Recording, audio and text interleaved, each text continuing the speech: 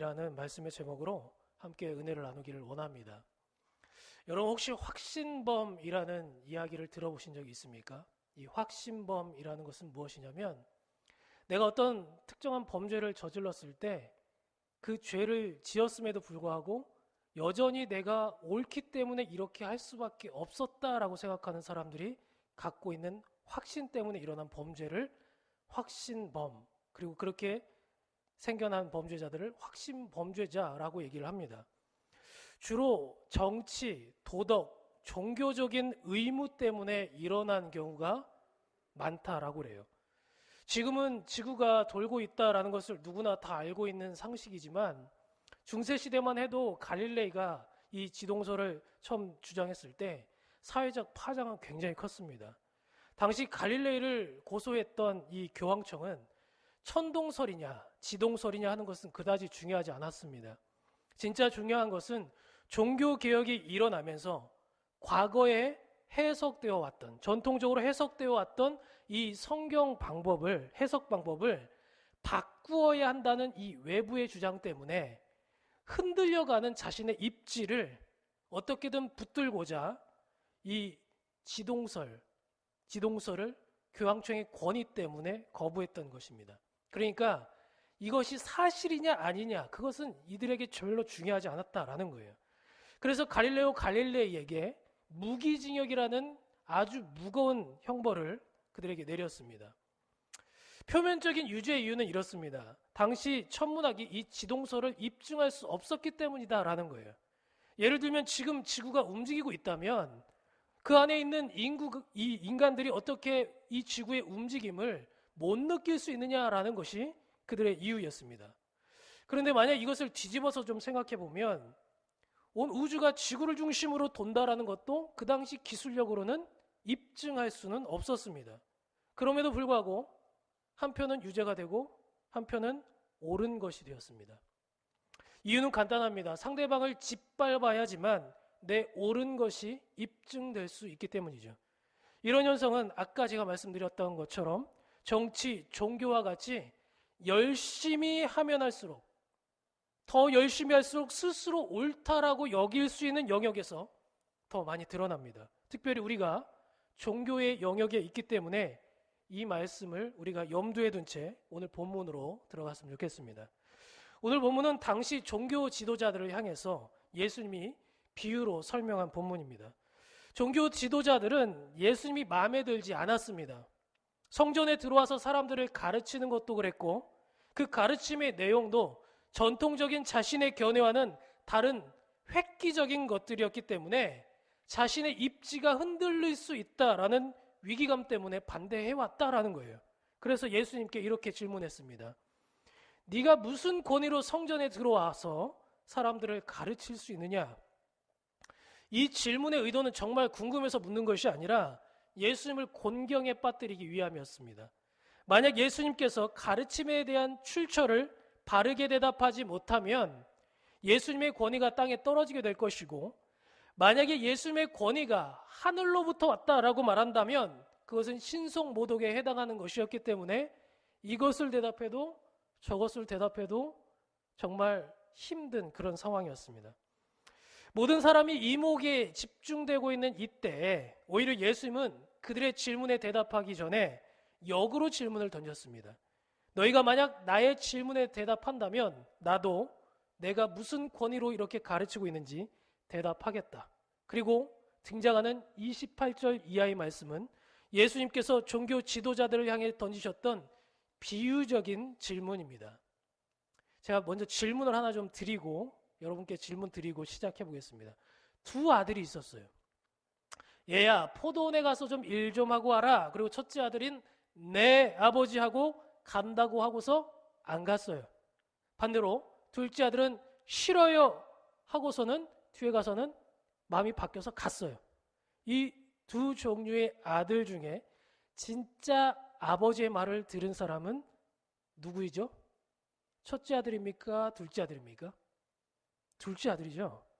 그런데 본문을 연구하다 한 가지 좀 알게 된 사실이 있는데 우리가 보는 이 한글 성경과는 다르게 원어 혹은 영어 성경의 내용이 좀 차이가 있더라고요. 우리가 본 한글 성경과는 다르게 원어와 영어 성경에는 아들의 순서가 서로 뒤바뀌어 있어요. 첫째 아들이 안 간다고 했다가 갔고, 둘째 아들은 간다고 했다가 안 갔습니다. 그럼 믿음이 없는 분들이 이렇게 생각할 수 있어요. 아이고, 역시 성경은 사람이 썼으니까 실수가 있구나. 하나님의 말씀을 그대로 액면 그대로 믿을 수 있나? 라고 말할지 모르겠지만 이것은 역본상의 차이입니다.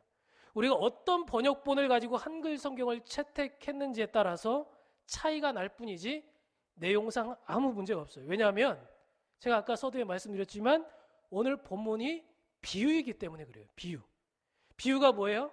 원래 내용을 좀 더 잘 쉽게 표리해서 표현하기 위해서 빌려온 내용을 비유라고 얘기해요. 그러니까 비유에서 가장 중요한 것은요, 중심 내용이 무엇인가를 잘 알려주는 것이지 순서가 이거냐 저거냐 하는 것은 중요한 것은 아니에요.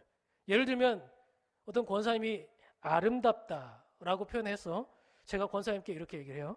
권사님 얼굴이 참 해처럼 빛나십니다. 그러면 이걸 그대로 받아들여서 권사님은 해입니다 라고 말할 수 있나요?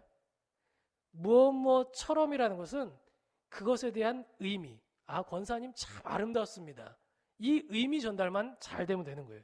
그러니까 오늘 본문이 말하는 바는 한 명은 갔고 한 명은 안 갔다, 이게 중요한 거지 형이 갔냐 아우가 갔냐 그게 중요한 건 아니에요.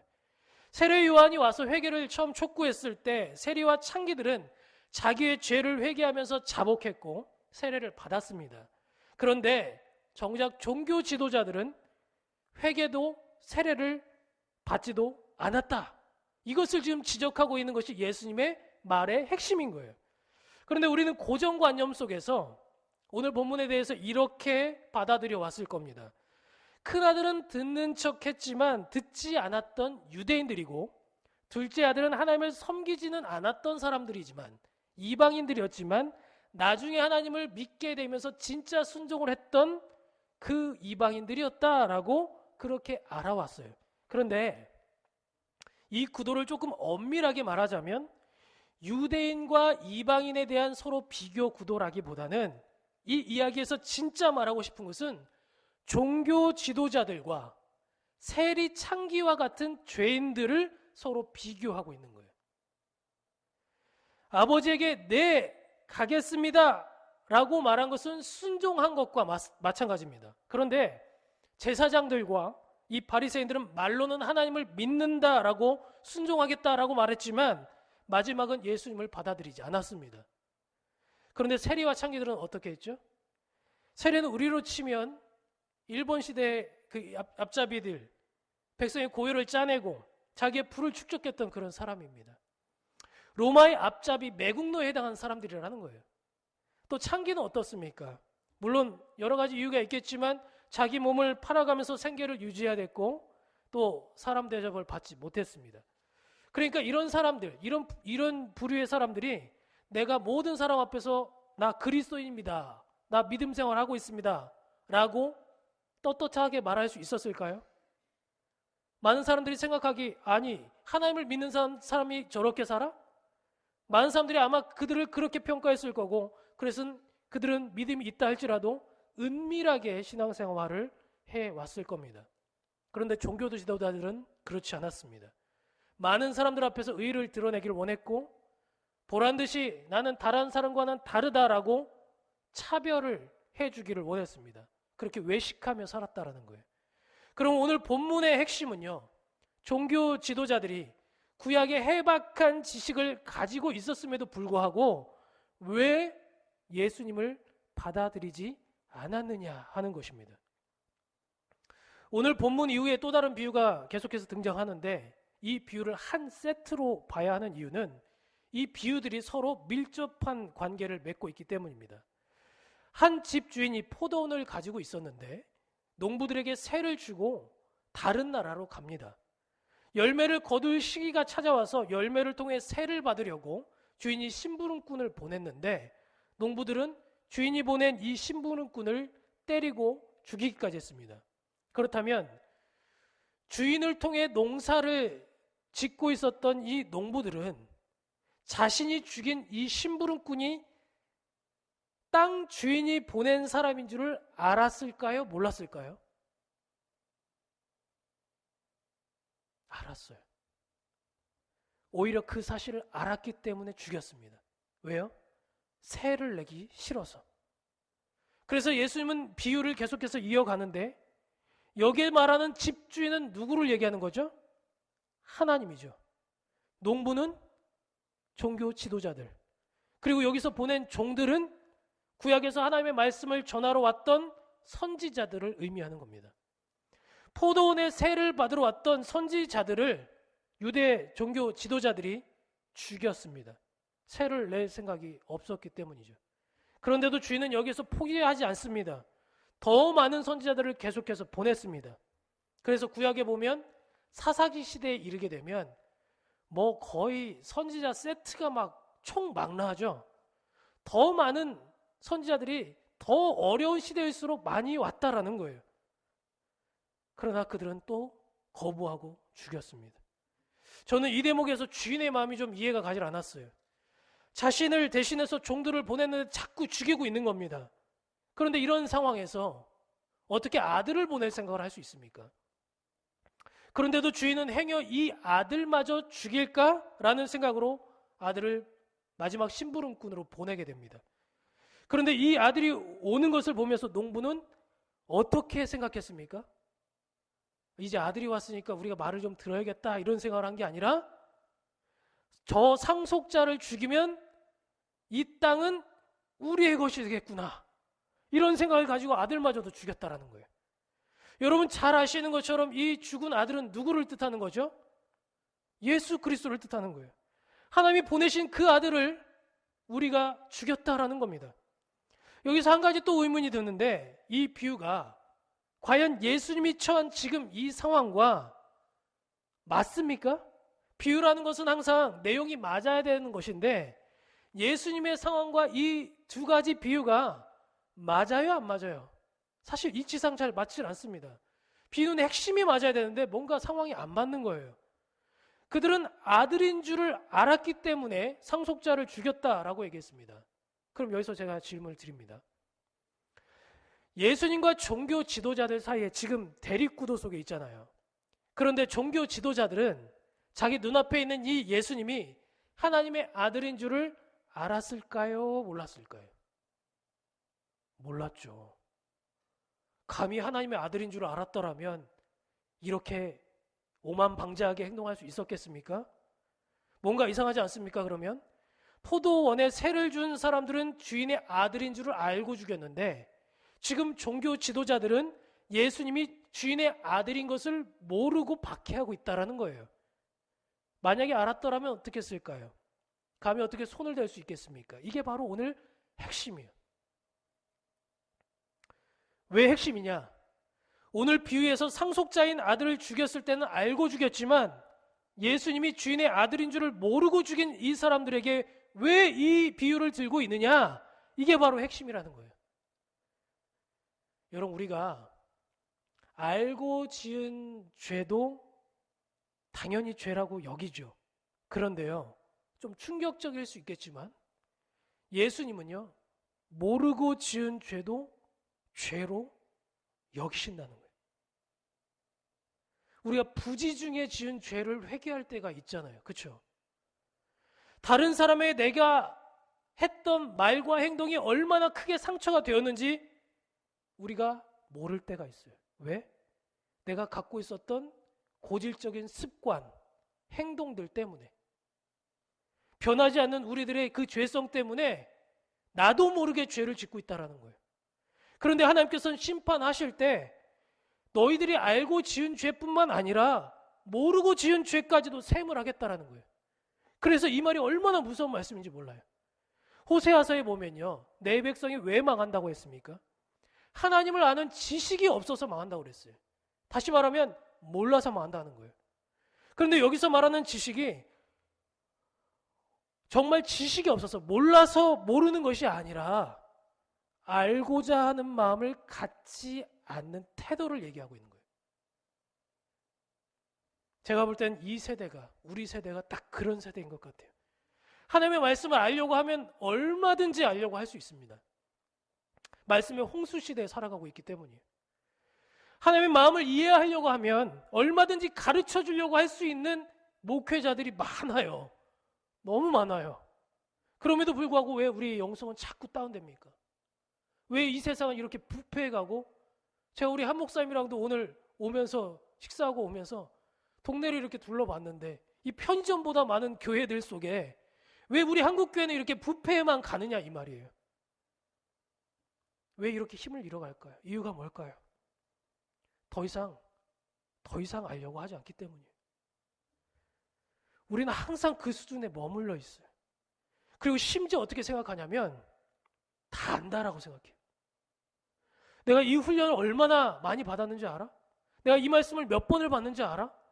내가 너보다 지금 교회를 다닌 짬밥이 몇 년인 줄 알아? 너보다 잘한다 이거예요.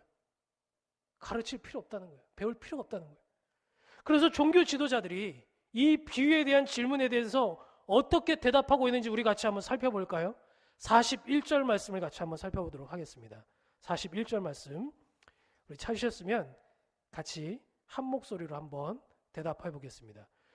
그들이 말하되 그 악한 자들을 진멸하고 포도원은 제때 열매를 바칠 만한 다른 농부들에게 새로 줄지니라. 이게 지금 무슨 대답이냐면 예수님께서 질문하셨어요.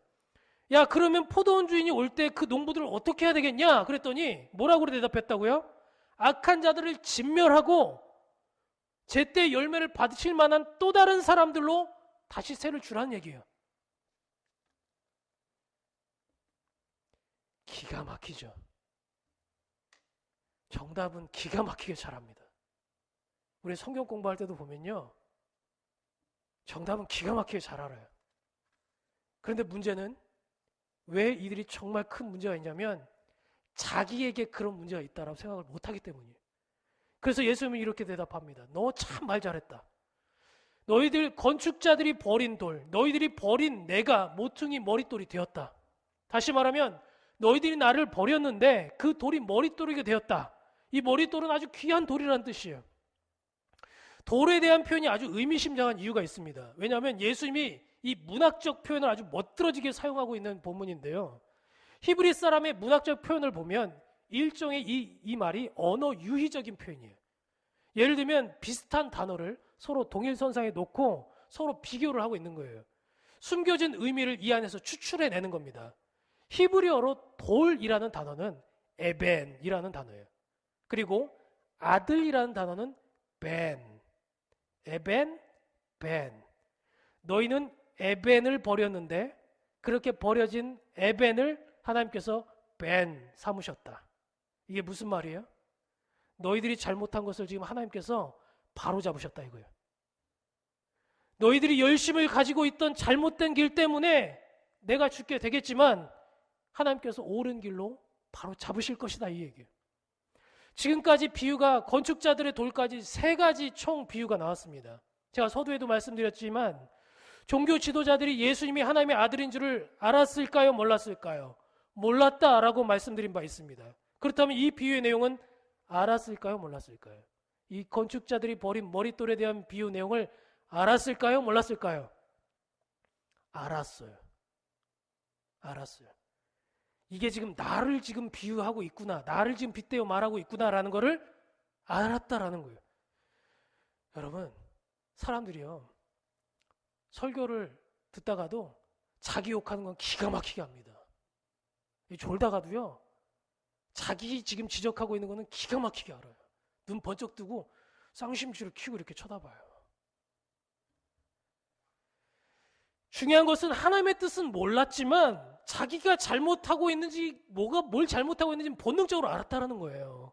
그래서 예수님을 잡고자 했다라고 얘기합니다. 예수님을 따르던 추종자들이 많았기 때문에 이 예수님을 잡아서 해코지하고 했지만 자기 마음대로 할 수 없었다라고 본문은 이야기합니다. 자, 이걸 보니까 참 답답하더라고요. 자기 잘못인 줄 알았어요. 그러면 회개하고 혹시 하나님께서 나에게 주신 마지막 기회일지 모른다라는 생각으로 경각심 가지고 살아야 되는 게 보통 사람이잖아요. 그런데 오히려 이들의 반응이 뭐였다고요? 예수님을 잡으려고 했다고요. 잡아서 뭐 하려고 했을까요? 못된 짓 하려고 했겠죠. 갈 때까지 가는 겁니다. 그러면 왜 이 사람들이 예수님을 죽이려고 했을까요? 자기 옳음에 대한 확신 때문입니다. 내가 볼 때 내 경험과 내 지식과 내가 배웠던 그 모든 교육을 봤을 때 도무지 하나님의 아들은 사람으로 올 수가 없다. 또 그뿐만 아니라 이런 연약한 모습, 목수의 아들, 보기에 흠모할 만한 것이 아무것도 없는 이 천하디 천한 직업을 가진 우리가 잘 알고 있는 김신의 아들이 하나님의 아들로 올 수 있다고? 있을 수 없는 일이야. 왜 십자가에 달려 죽어야 되지? 이 무기력한 짓을 왜 해야 되지? 왜 촌구석에서 태어나야 되지? 예루살렘이 아니고? 이런 여러 가지 생각들로 인해서 결코 하나님의 아들을 받아들일 수가 없었습니다. 그러니까 우리가 알고서 지은 죄뿐만 아니라 우리의 사고의 틀 때문에 그 틀 안에 갇혀서 하나님의 말씀이 들려왔음에도 받아들일 수 없는 상태에 이른 것, 이것이 알고 지은 죄 못지않게 무거운 죄가 될 수 있다라는 사실입니다. 그렇다면 우리가 교회를 오래 다녔다라는 이유 때문에 사고가 굳어질 수 있습니다. 그것을 예수님께서는 이들을 통해서 깨어버리신 거예요. 그러나 그들은 깨어진 상태를 받아들이지 않고 예수님을 죽였습니다. 사랑하는 성도 여러분, 우리 대한민국 교회의 현실을 이렇게 바라볼 때 가끔 저는 굉장히 마음이 아플 때가 있어요. 내가 하는 사역만, 내가 하는 생각만 옳고 너는 그르다. 나는 알고 너는 모른다. 라고 생각하는 그 생각이 우리로 하여금 때로는 마치 브레이크 고장난 자동차처럼 막 달리게 만든다는 것. 이것이 바로 확신범이 가지고 있는 특징입니다. 내가 옳은 일을 했다라고 살았어요. 그런데 알고 보니까 그것이 하나님께 범죄했다라는 거예요. 그것이 하나님의 일을, 하나님의 선한 계획을 망쳤다라는 거예요. 여러분, 말씀으로 돌아와 볼까요? 요즘 애들한테 집에서 한번 설거지 시켜보신 적 있으십니까? 너 설거지 해봐. 그랬을 때 우리 애들이 네 어머니 아버지 기꺼이 설거지 하겠습니다 라고 쪼르르 가서 설거지를 막 하죠. 반응이 신통치 않네요. 이게 지금 용돈을 안 주면 요즘 애들이 움직이질 않아요. 그죠? 엄카를 줘야지만 겨우 설거지를 합니다. 그런데 요즘 애들은 그렇다 치고 이 당시에, 이 예수님께서 말씀하셨던 당시에 아버지가 시킨 일에 예 그러고 안 갈 수 있는 시대였을까요? 과연 그런 시대였을까요? 이 시대 당시에는 있을 수가 없는 일이에요. 이건 불효막심을 넘어서 시대적으로 이 배경 사이에서 있을 수가 없었어요. 종교 지도자들은요, 이 대다수가 흘러가고 있는 시대적 흐름을 따라갔습니다.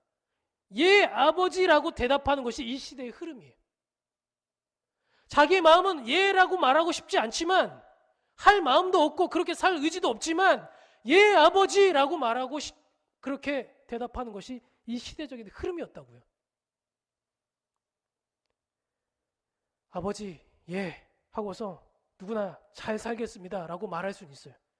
그런데 문제는 교회 안에서의 이 틀, 문화, 이 안에 갇혀버린 채 예라고 말하지만 사실은 예라고 살지 않았던 우리들의 모습도 이들과 크게 다르지 않다는 거예요.